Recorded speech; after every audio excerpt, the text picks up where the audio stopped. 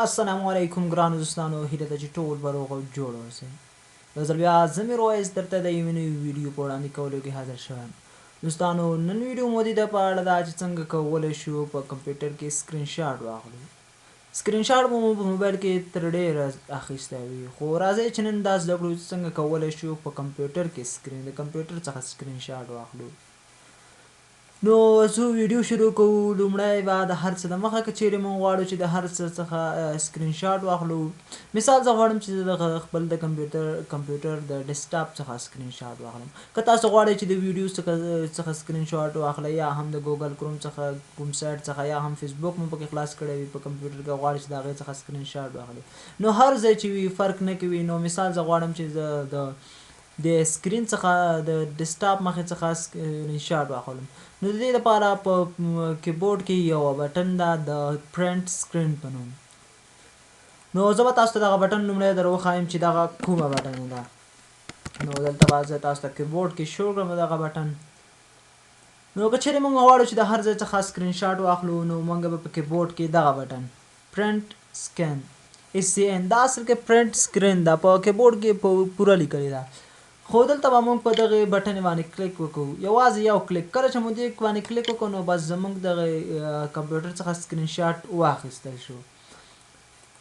نو ما هلته کلیک وکړو، یو خبره دا وه که چیرې زه دلته هم وکړم دغه زموږ سکرین شاټ چې کوم دی واخیستل شو. نو اوس څنګه کولی شو چې دغه سکرین شاټ وګورو؟ مهمه خبره دغه ده.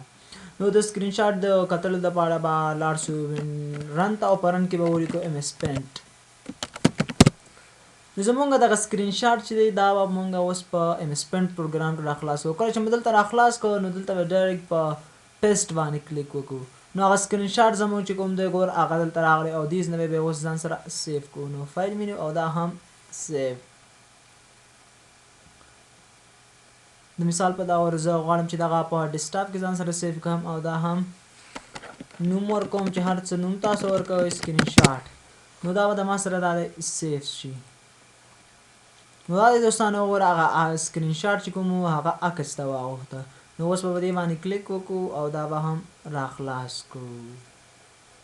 نو دغه وه د سکرین شاټ اخیستلو طریقه په کمپیوټر کې په ډېرې اسانۍ سره.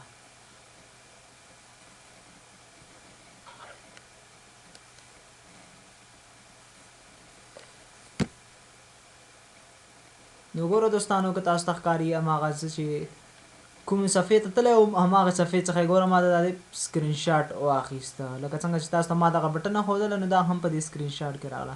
که په هر ځای کې یعنې زموږ په سکرین باندې څه هر څه ښکاري او په هغې وخت کې موږ د پرنټ سکین بټن ووهو دغه بټنه، نو زموږ د کمپیوټر څخه سکرین شاټ اخیستل کېږي او بیا به یې د MS Paint څخه په MS Paint کې راخلاصوو تر څو د یو عکس په شکل موږ سره سیف شي.